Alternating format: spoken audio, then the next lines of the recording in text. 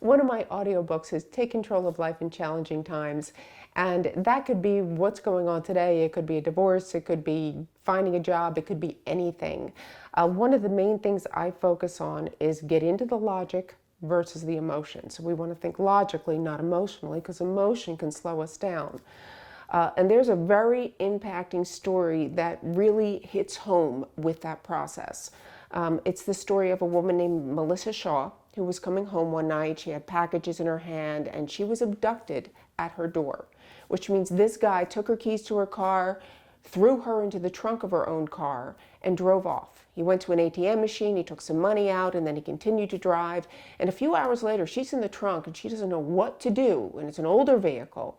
She's in the trunk, and all of a sudden she feels the car rolling down a hill. He had pushed the car into a lake. So water started to come up through the trunk of the car. She was screaming for help, yelling and screaming, and she realized no one was going to come save her. Finally, she decided to save herself. She said, I'm not going to die today.